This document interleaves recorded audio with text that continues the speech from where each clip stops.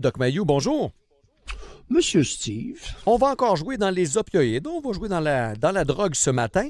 C'est un article qui sort de la presse, qui est également dans La Voix de l'Est ce matin, où on a un docteur du coin de Lac-Brome, le docteur William Baraquette, qui est un médecin de famille, mais qui est aussi spécialisé dans le traitement de la douleur et dans celui de la toxicomanie, qui lève un drapeau ce matin puis qui dit « Écoutez, moi, je fais des prescriptions, sachant très bien que malheureusement, il y a une partie de ma prescription qui est revendue au noir. Puis là, je vois les gens qui deviennent dépendants de ça, qui reviennent dans mon bureau parce qu'ils sont dépendants de l'opioïde. » C'est un fléau au Québec. Écoute, la drogue est un fléau.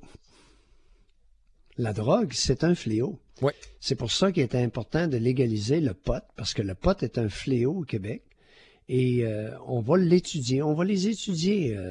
On va commencer par le cannabis, on va l'étudier comme il faut, on va informer la population.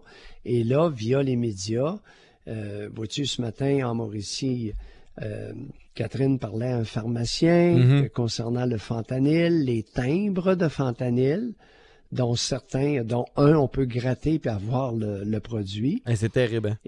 C'est un opiacé très fort.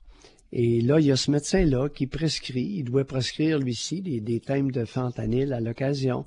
Il prescrit beaucoup d'oxycontin, qui est de la morphine, qu'on donne dans les douleurs importantes, et on donne aussi en soins palliatifs à ceux qui vont mourir de cancer. Méthadone? Oui, la méthadone, qui est une façon de sevrer de la dépendance à l'héroïne. Oui, alors il y a tout ça. C'est pas facile, ce domaine-là. Et ce médecin-là, il est courageux. Je lui lève mon chapeau. Ben quand même, parce que... Puis c'est pas évident, parce que des fois, vous devez avoir des doutes, puis même vous, là, vous croisez tellement de gens qui ont toutes sortes de problèmes dans la vie. Des fois, vous devez avoir des doutes. La prescription qui a été faite, elle sert pas tout à fait aux bonnes causes. J'imagine que ça doit arriver, mais vous pouvez faire quoi après ça? Vous lui coupez sa prescription? Ben écoute, en psychiatrie, là, à part le Vivance, la famille des psychostimulants, là, le Vivance, qui est maintenant, lui, m'inquiète beaucoup en psychiatrie. Le Vivance, c'est une amphétamine. Comme l'Adderall, même famille que le Ritalin. Ritalin, Concerta, Bifantin, là, c'est tout du méthylphénidate, qui est pas tout à fait aussi puissant que l'amphétamine de l'Adderall, mais c'est très proche. OK. D'accord? Et là, c'est répandu le fameux Vivance pour les supposés troubles déficitaires de l'attention chez les adultes. Et boy, il se mange de la pelule de Vivance d'amphétamine chez les adultes. C'est assez prescrit. Ah oui. Prescrit, oui. Alors, écoute, d'année en année, il y a une augmentation fulgurante des prescriptions de Vivance par les médecins généralistes. Et j'ai l'impression qu'il y a beaucoup de médecins qui prescrivent le Vivance sans savoir que c'est une amphétamine. C'est du speed. En version légale. En version légale. Comme l'Adderall, c'est du speed, comme mon cher Ritalin, Ritalin retard, Concerta Bifantin, le méthylphénidate, c'est un psychostimulant, c'est très près du speed. Je vous ai entendu parler du pot tantôt. Vous en pensez quoi de cette légalisation-là? Ben oui, écoute, on n'a pas le choix, faut l'étudier. Hey, c'est utilisé, ça n'a pas de bon sens. Très consommé, pas mal plus, je pense, que les gens peuvent l'imaginer. Ben écoute, moi j'ai découvert, Steve, il y a quelques mois, qu'une de mes patientes, tout à fait par hasard, à la première entrevue, 63 ans, je lui demande si elle avait des problèmes de boisson, de drogue. Ben elle dit, je prends du pot à tous les jours. C'est un préjugé, là, mais j'avoue que j'aurais pas pensé ça de la part d'une patiente de 63 ans. Ça, c'est Mayou. Ben, c'est un préjugé, là. Alors, je le dis, mais quand même, c'est étonnant, là. Je suis resté surpris. Tous les jours. Non, moi aussi. À potait à tous les jours. 63. Puis alors, l'histoire de la drogue chez les jeunes, là. Non. Non. Non. Ça avait le même effet que chez les autres.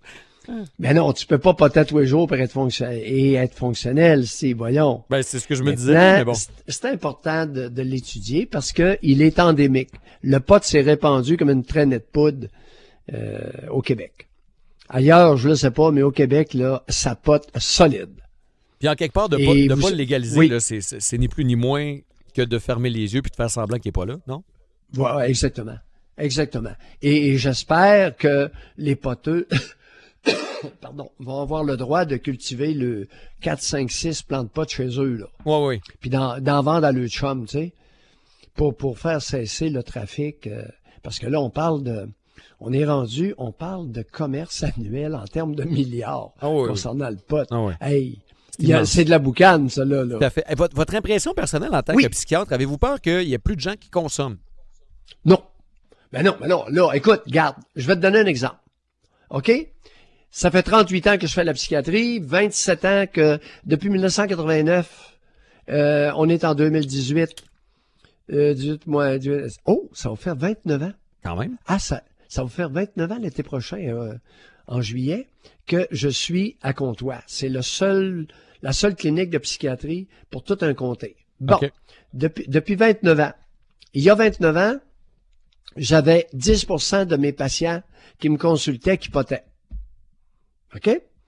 Et là, c'est 80-85% de mes patients potent quand ils viennent me consulter la première fois. Aïe, aïe.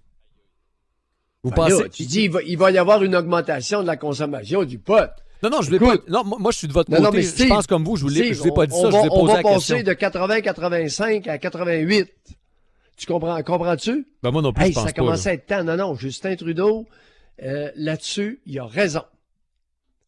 On aura au moins un petit contrôle. Exactement, et c'est exactement comme dans le temps de la prohibition. Mm-hmm. Ça buvait comme des trous. Ben oui. À un moment donné, il y a quelqu'un qui a dit « Wow, time out, là ».